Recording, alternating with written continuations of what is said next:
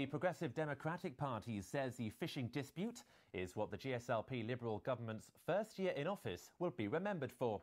In his New Year message, leader Nick Cruz says 2012 appeared to be a new era in open and accessible government. However, he says the GSLP Liberal style of governance appears to be one of blame for the previous administration. He spoke to Jonathan Sacramento. Well, it'd be wrong to judge somebody on just 25% of their term completely, but it would also be wrong to ignore mistakes if we think they're making mistakes. And I think it is evident, whilst they've had some successes in the opening of government, parliament, in the DPC, in various areas, at the moment we're seeing quite regressive type of politics in some areas. Rather bad judgment on issues such as foreign affairs, the fishing dispute. I think quite bad judgment in their future job strategy. I think they're creating an impression to inward investment that is not good. Issues such as the Gibraltar Bank and the lack of proper regulation is of great concern to a lot of people in Gibraltar, the finance centre.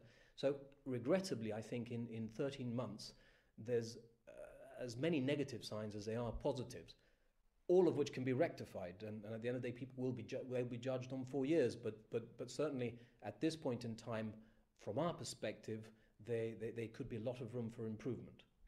Well, let's go to the fishing dispute first. You say that 2012 will be remembered almost entirely for this.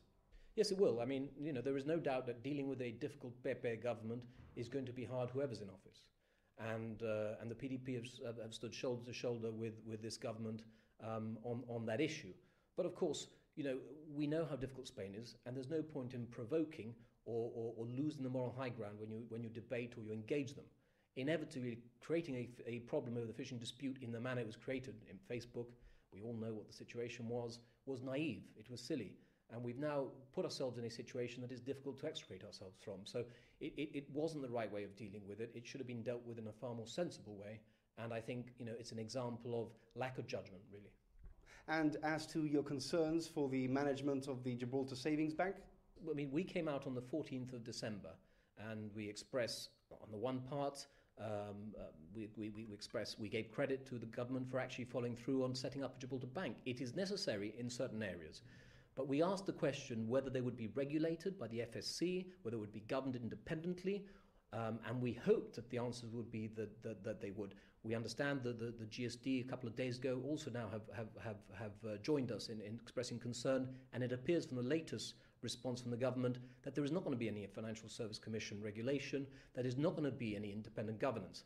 That creates problems. It creates problems to competitors who haven't got a level playing field. It creates reputational risks, judgments as to who's going to get loans, how they're going to be repaid. I think the concept is a great concept if done properly. If not done properly, it's a huge reputational risk for Gibraltar, and we should also be careful about that. So are there any positive elements to the GSLP Liberals' first year in office? Of course, nothing is black or white. As I said earlier, they've delivered a more open government in some areas. The reforms to Parliament in the sense of regular parliamentary meetings are good. DPC opening its doors, I think that's excellent. They've clearly delivered. They've had a commission on democratic reform.